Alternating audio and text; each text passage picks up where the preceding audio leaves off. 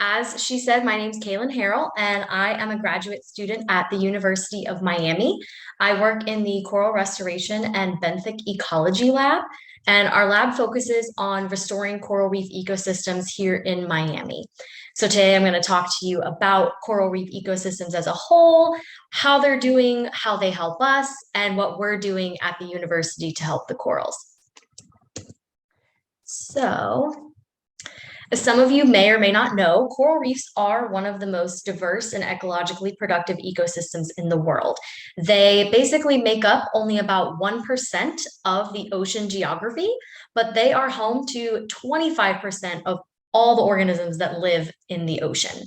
So they've got wide variety of organisms and plants that call them home. And that's what makes them so productive and so beneficial, not only for those organisms, but for us.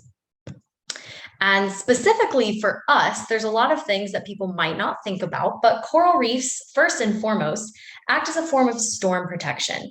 So whenever there's a large hurricane, those giant storm surges and waves have been found to be lowered if there's a healthy coral reef right outside the coastline.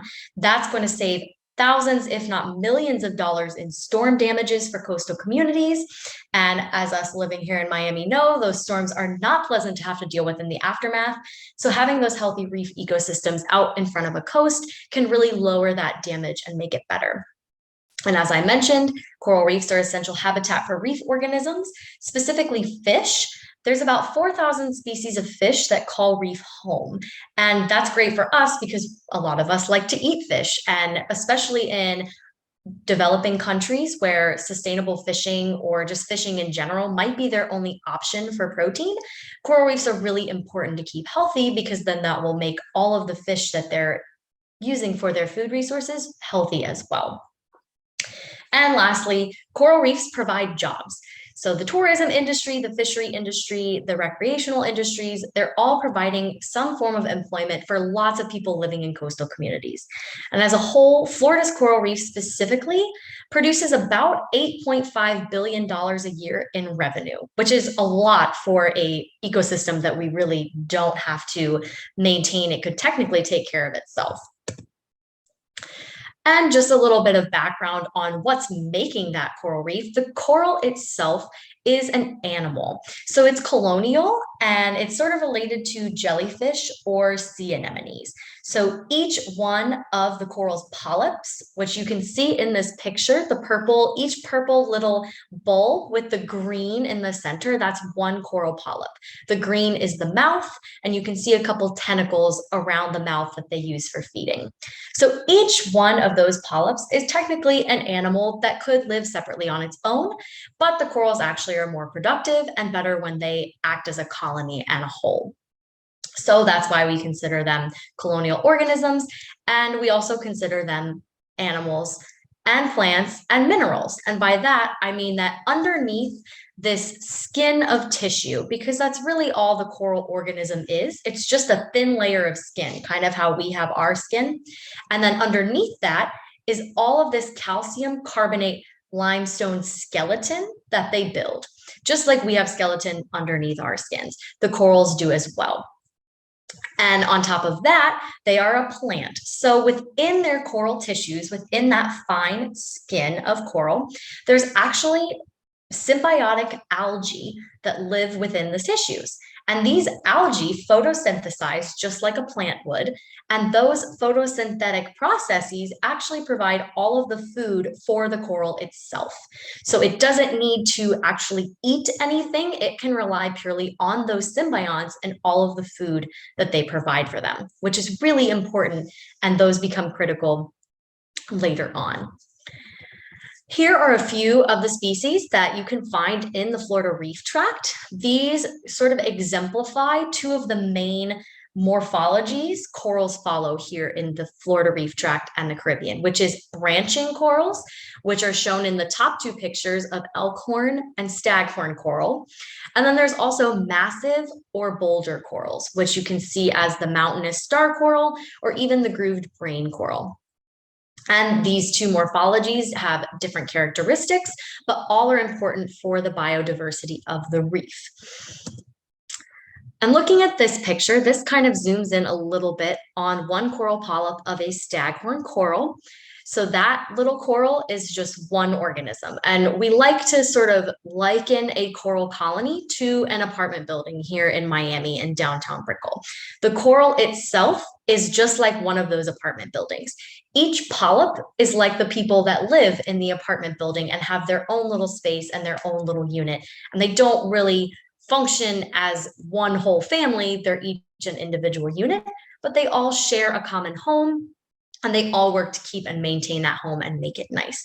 So that's kind of how we liken corals and their colonialism to us in cities.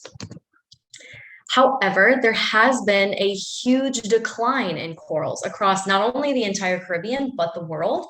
But specifically here in the Caribbean, cover on coral reefs has been reduced from 80% down to about 10% in 3 decades. And this data is actually a little dated, about 20 years old almost, and cover is actually now dropping below 5% in most areas of the Florida Reef Tract and the Caribbean. And we refer to this drop off from that 80% down to this low 5% as the coral reef crisis. And this crisis was brought about by multiple different stressors, both natural and anthropogenic or human related. And they all sort of built up on each other to create this low coral cover that we see now. So we talk about the good old days being prior to the 1980s when coral cover was fairly high, above 80%. And corals were relatively healthy. Unfortunately, there were some instances such as critical species loss. In the 1980s, there was a huge die-off of sea urchins in the Caribbean. And those sea urchins acted as the main herbivores who consume macroalgae, or large fleshy algae. And this algae can directly outcompete corals because it can grow a lot faster than the corals can grow. And therefore, it can take up the space that corals might want to take up on the reef. And then with it growing so fast, it could even shade out the corals. So that loss of just the urchins really hit corals hard because now they have to compete even more with algae. On top of that, there's always fishing pressures. Herbivorous fish also can eat the macroalgae. So the more fishing we've seen over the last few decades corresponds with less herbivores out on the reef, which has similar impacts to the loss of the urchins. And then we have some natural events almost, hurricanes. Hurricane Andrew came through and really hit us hard. And a lot of the corals, while they are meant to break, when a hurricane comes through, super intense storms like that might lessen the ability of them to recover. They can't handle endless, super intense storms, but hurricane every now and then can be good for them. And then we started seeing bleaching events in the 1997 to 1998 summer. And those bleaching events, some of you may have heard of what bleaching is. I'll go a little into depth later about what it really is. But those bleaching events combined with the loss of cover because of hurricanes just took those corals down to 50%. Then we start going even lower with global climate change. So specifically related to global climate change, increasing ocean temperatures and high levels of CO2 in ocean waters can really impact the corals. The CO2 production and sequestration into the ocean is a big carbon sink. But unfortunately, high levels of CO2 actually traps the carbon that corals need to pull from the water in order to build their skeletons.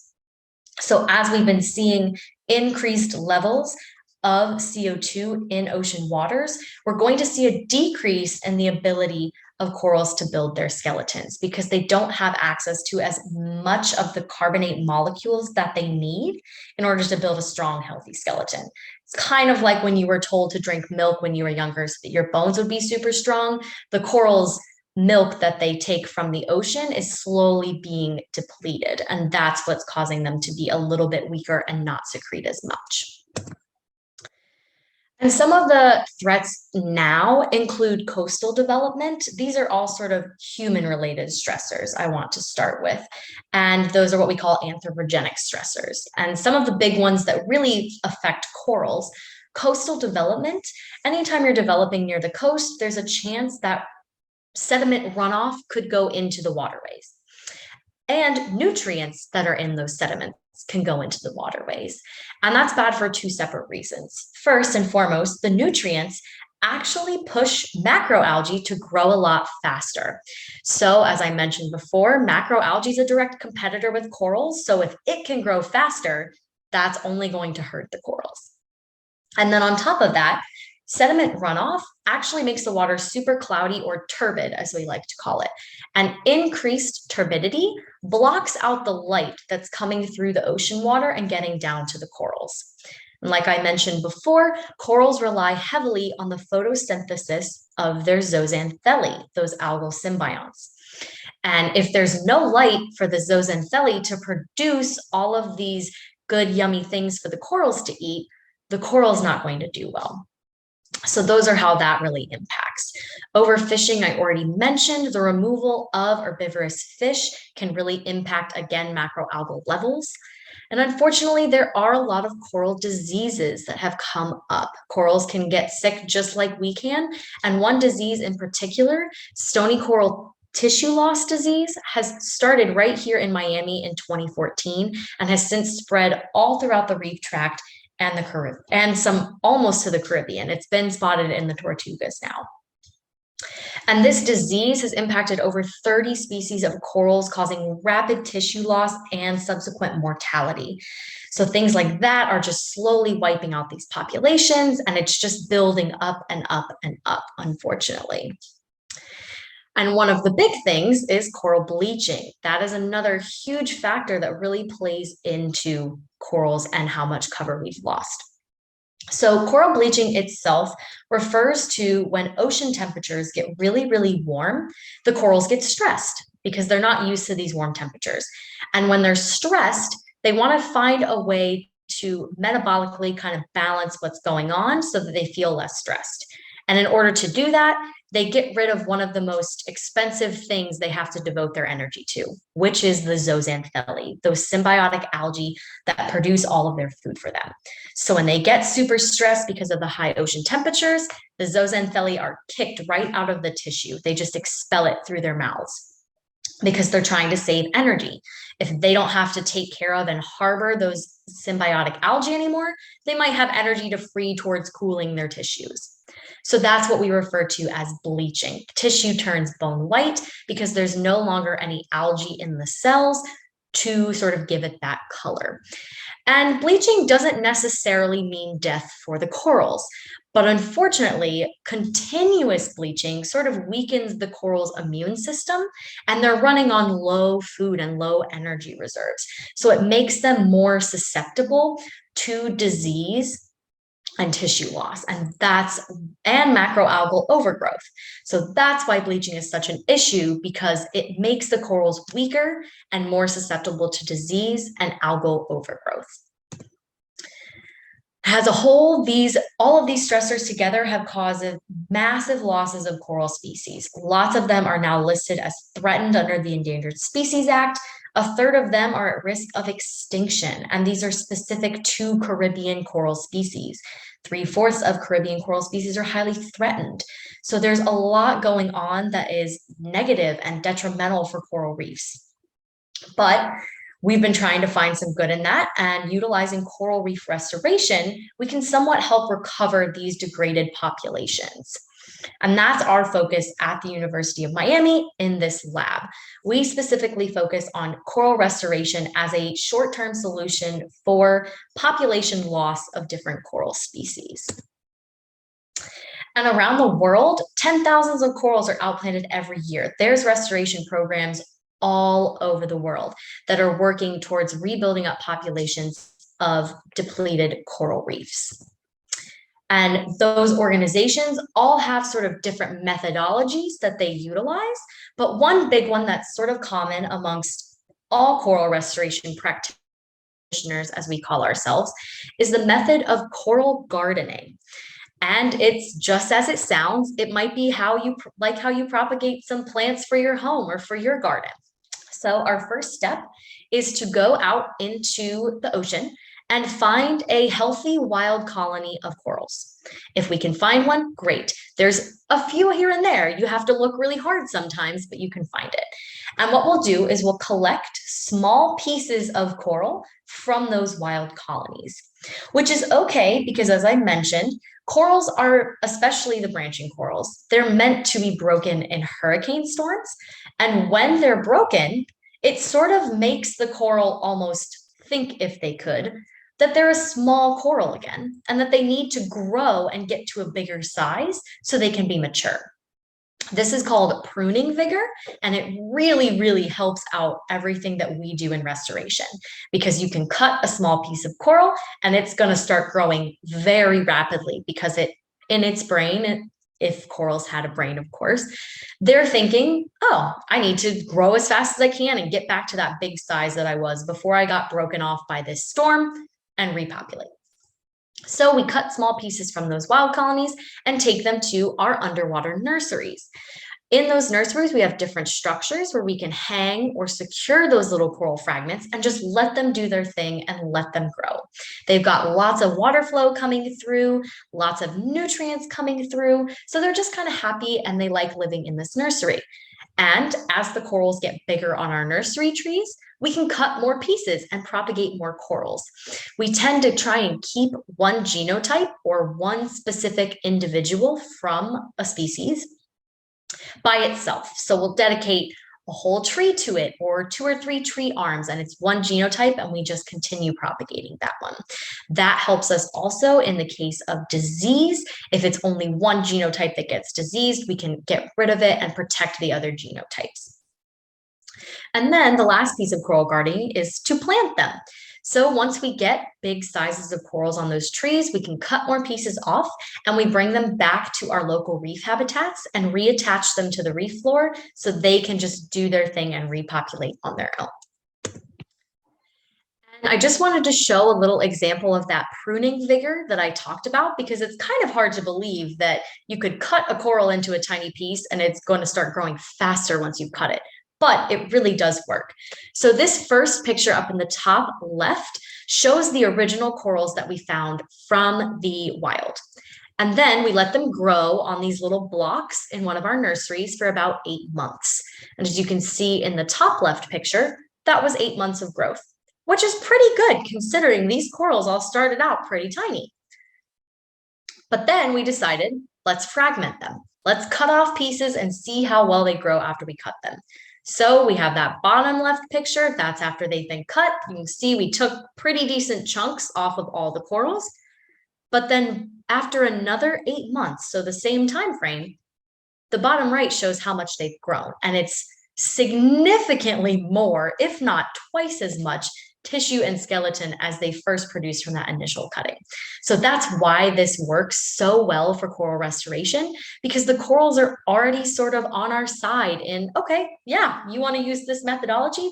I like that. That's how I'm going to grow really fast and really big. So it's super beneficial for us and for them. And as I mentioned, we use coral nursery structures such as trees. These are what they kind of look like at our nursery. But coral restoration is done all around the world, and lots of people have different resources that they like to use or have better access to. So you'll see restoration programs utilizing frames or hanging lines or those blocks that I showed in the beginning. But here in Florida, we tend to utilize coral trees or even coral tables. And you can see here in this upper right? That is what a coral table looks like. We tend to put mesh over the top of ours so we can just set trays of corals on top of them. That way we can grow more species than just those big branching corals. And here's a picture of what our actual coral nursery looks like. So this was taken right after we rolled in on the boat, and you can see we were even greeted by a nice jellyfish over here.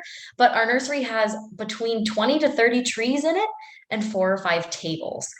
So it's a fairly large nursery and requires a lot of maintenance, but we try and go as often as we can to keep them happy and healthy. And that's kind of what this video shows. It's a little VR clip of how we do coral restoration. So I'll let you watch that for a couple seconds. This is the ideal sort of process, and we really have seen a lot of success with it, both on the blocks and on the trees.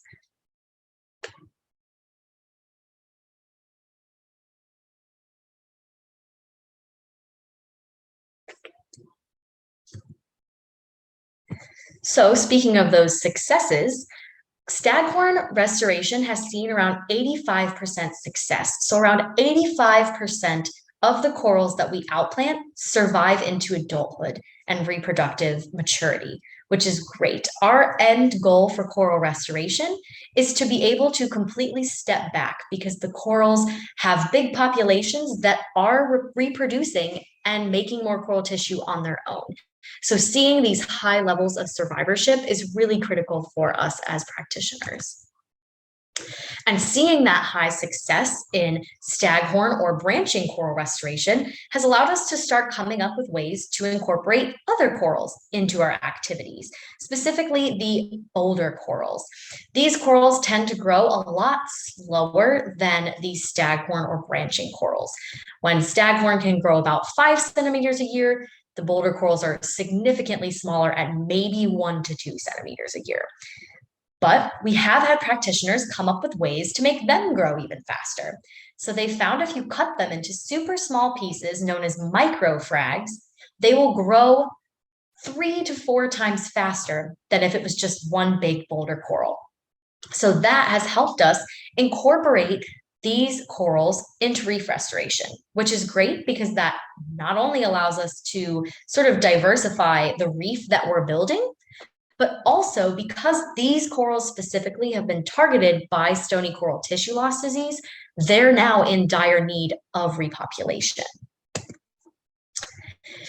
Through coral restoration, we've also been able to come up with ways to stress harden corals. And so stress hardening to me is kind of like making the corals stronger before we put them out on the reef, preparing them for the stressful conditions that they probably are going to encounter because ocean temperatures are not really falling and CO2 levels are not really going any lower in the ocean. So there's one lab on campus that we work in conjunction with, the Coral Reef Futures Lab, and they do a lot of looking at how to stress harden these corals and prepare them. And one of their favorite ways to do that is actually to bleach the corals, which might seem like a bad idea and that it shouldn't work. But it's been found that the corals have those zooxanthellae or the symbiotic algae, but there's actually different types of that algae that live within the corals. Some of those algae are really good at growing and help the corals grow super big and super fast. But some of those algae are actually more resistant to heat stress and are less likely to get kicked out of the coral when it gets warm. So we've come up with, if you can bleach corals in the lab and then expose them to that super strong, not affected by heat group of symbionts, which we call Durastinium, the corals are less likely to bleach when they're exposed to those same high temperatures that they bleached at the first time, because they have these new algal symbionts that are a little bit beefier, a little bit hardier, and not as deterred by those warm temperatures. So we've been working to come up with methods like that are going to revolutionize coral restoration because it's going to keep the corals protected and have higher levels of survivorship.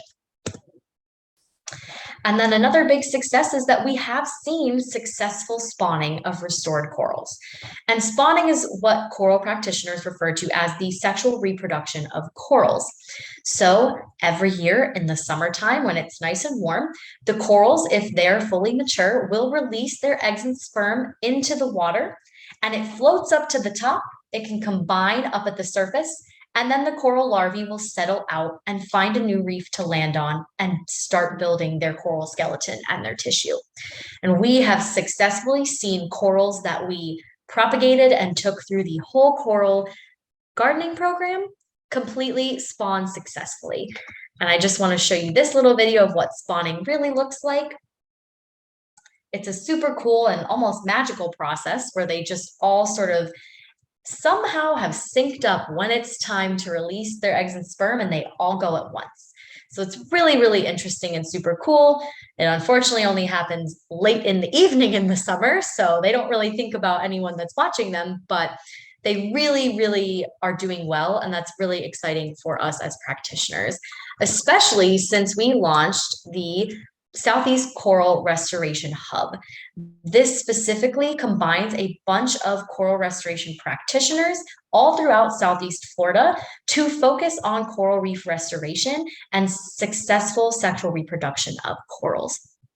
We are a part of that group, the group at the Florida Aquarium, the Coral Restoration Foundation, Moat Marine Lab. All of these super intelligent coral scientists and amazing coral practitioners have come together to solve any and all issues that are hitting our reefs right now. So that's where the future of coral reefs is headed. If we can get positive responses from the corals themselves, sort of making them more resilient and having them rebuild their populations in combination with lowered ocean temperatures and less CO2 production, that would give us the most amazing response where we will have reefs being fully restored and being able to take care of themselves. However, in order to do that ocean and atmospheric response where we're lowering some of those stressors, we really need a good societal response. We need people in the community to realize the sort of trouble that corals are in and what they can do to help or advocate for corals. And that's why we really like to utilize citizen science. So we've developed a citizen science program called Rescue a Reef that brings the science of coral restoration to anyone in the community that's interested in learning about it and taking part. So we want to build up a community of citizens who are not in the sciences at all, but can actually understand and appreciate and want to protect corals. And we do this by bringing them with us to be a citizen scientist for a day and do coral reef restoration. So we will bring anyone that's interested, scuba diver or snorkeler, out with us on our expeditions. These are usually about a half-day excursion where we do 2 stops, first at our coral nursery. And at that point, we're going to have everyone help us clean our trees because these trees get super, super dirty and gross. They get covered in algae and tunicates and sponges, and some of those organisms can grow down onto the corals and potentially harm them. And as I mentioned before, we have about 20 to 30 trees that we have to take care of. Our lab is about 8 people. And so we can't get a whole lot done every time we're down there because there's so many trees with so many arms. So bringing restoration to people who are interested in helping and volunteering with us, they're able to help us with the manpower we can't really provide. So they really go to town and just clean these trees, and they are so beautiful and pristine afterwards. And the fish are so happy because there's just a whole offering on the ground, lots of goodies for them to snack on now that we've cleaned off the trees. And then following the cleaning, we actually move into some gardening. So our citizen scientists will come with us and they will get to collect some pieces of coral that we're going to take with us on the boat to a new reef site to repopulate the reef. So we just give you some snips and you're going to cut a couple really good branching, healthy looking pieces of coral. And those we take back up to the boat with us so we can go and outplant them on the reef. We usually pick a reef site that our lab focuses on restoring, but they're all local and within Miami on the Florida Reef Tract.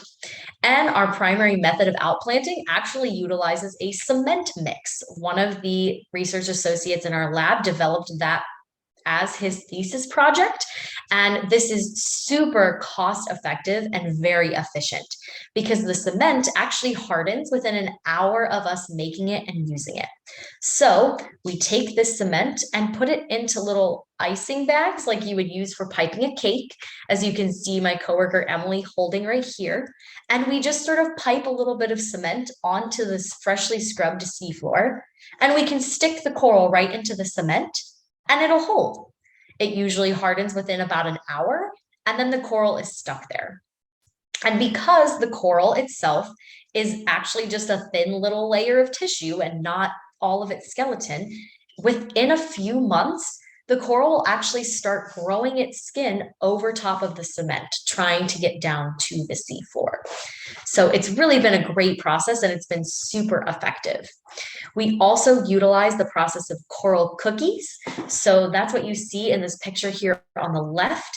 These coral cookies really allow our snorkelers to also get involved because the cookies are made up on the boat. So we pick some prime coral specimens and we attach them to these pre-made coral cookies, and then we'll attach the cookies down to the floor. And that gives us a little bit more of a dense aggregation of corals in one spot. Because sometimes if you have super branching corals, you can't really outplant them super close together. But these little skinny corals, you can put really close together and eventually they're going to grow all up and start branching. But at the start, it gives us more genotypic variation in one spot. And we've been super successful with this program so far. We've had over 60 expeditions and outplanted over 6,000 corals with all of our citizen scientists who work extremely hard at what they do whenever they're out with us. It's really amazing, and we could not get as much done as we normally do without their help and support. And just to show you how good of a job that they do, here was a reef site that we picked to use for coral restoration before we really did anything. If you can see, there's a couple corals that we started outplanting, but this was in the very, very beginning. And this is that same site 1 year later. So you can see that we have gotten pretty close to creating a thicket almost of corals, which is what we really want. It's these thick thickets of branching corals that are going to protect our coastlines. So it's really exciting to see that within a year, our restoration efforts are already producing plots of corals that look this strong and this healthy. So what's something that you can do? Not all of you might be inclined to join us on the boat. I know I wasn't a scuba diver until I started doing marine biology, but there's always a way you can help. Especially living here on the coast and being so close to the beach, I think one of the biggest and easiest things that you can do to help corals is to be mindful of your sunscreen choices. So there are sunscreen brands that promote being reef safe. And it's actually really important to try and buy reef safe sunscreen because some of the chemicals in other sunscreens have been found to directly damage coral tissue. So since we all live here on the coast where corals are not that far off, making the simple switch to buying reef safe sunscreen is something that you can do without having to come scuba diving with me or doing anything super, super crazy. We also have a list on our website of other things that you can do and how they link back to protecting corals if you are interested.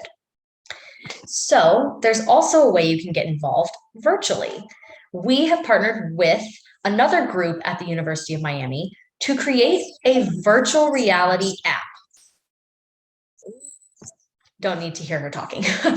But we've created a virtual reality app that we're hoping within the next year is going to be available to download for free on any marketplace. And you can use it with a VR headset. And it takes you through a whole day of one of our expeditions and teaches you about coral restoration. So that might be something, it's definitely super tech savvy, but it's really, really cool and does a great job of showing what we do on the reef without you having to actually come and be there. So that's something exciting to look forward to. And if you're also interested in learning a little bit more about our citizen science side of things, we've actually created a documentary in partnership with NFL Green and Force Blue.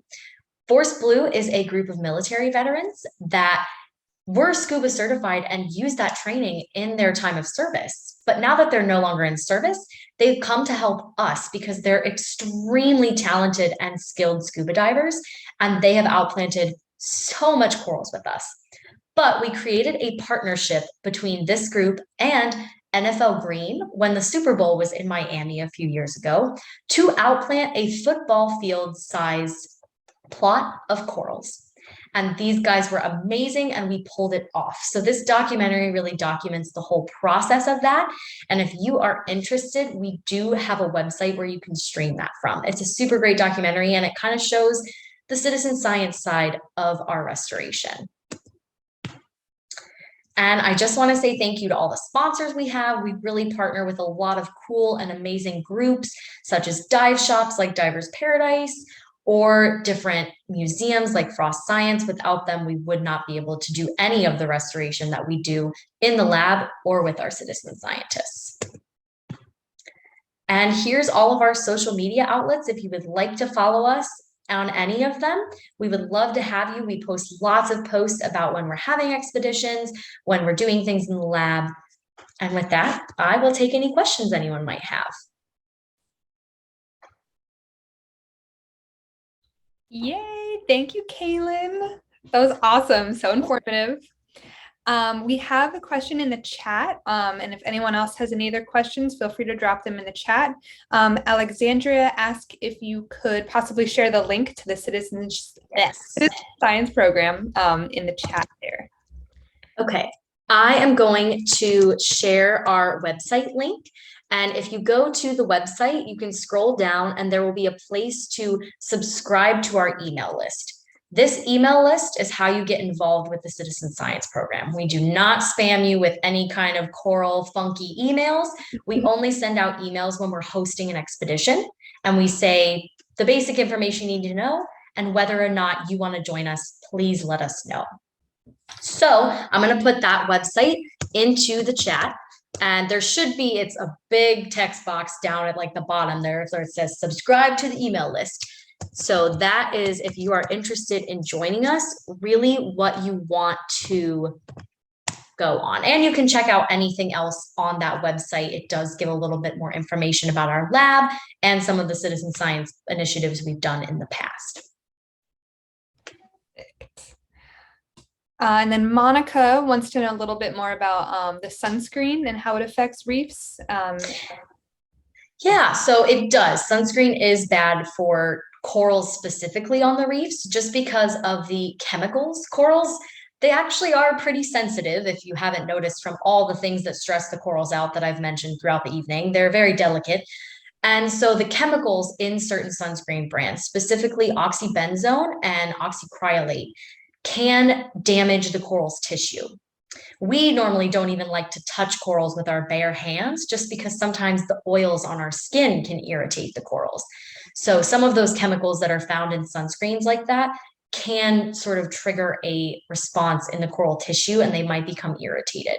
So if you have the option to utilize a sunscreen that's a little bit more reef friendly, it's always better to do so, because you don't know, even if you're not on a coral reef specifically, the ocean is big and it can just take things wherever it wants to take things. And corals do not have a brain, even though I have tried to liken them to thinking beings throughout the presentation. Unfortunately, that's just how I see them because of my job. They don't know any, they're just going to get hit with whatever water they're hit with, and it's going to touch them. So that's kind of the main thought process behind the whole coral reef friendly sunscreen thing. And it's not super common to find, I've found in like CBS or anything like that around Miami. But if you search, quick Google search, you can find it on Amazon very easily, just reef friendly sunscreen. So it's out there. It's just might not be in your local, you know. Yes. And I've found a Walmart brand version of reef friendly sunscreen. Target's like name brand has one. So if you look there, the other thing too is sometimes they might not advertise reef friendly on the front, although a lot of them do. But if you check the ingredients on the back and just look for oxybenzone, that's the big one. If it doesn't have it, cool, great. That's technically reef safe. But there are a lot of great companies that produce reef safe sunscreens. But I know a couple, if you're just looking around and you don't really know where to start, check your local store wherever you go. Sometimes they will have good options. Oh, awesome. Somebody says that their neighbor in South Beach started a reef safe sunscreen company. Awesome. That's amazing. Online. There are a lot of companies that have started producing a lot of products that tailor to being more environmentally friendly or safe for corals, and that's one of them, and it's super exciting. All right, I think that does it. Thank you so much, Cailin. Yeah, thank you all. Have a great rest of your night, and if you have any more questions, please feel free to reach out to Rescue a Reef. We'll all be happy to answer anything that you have. All right, good night, everybody.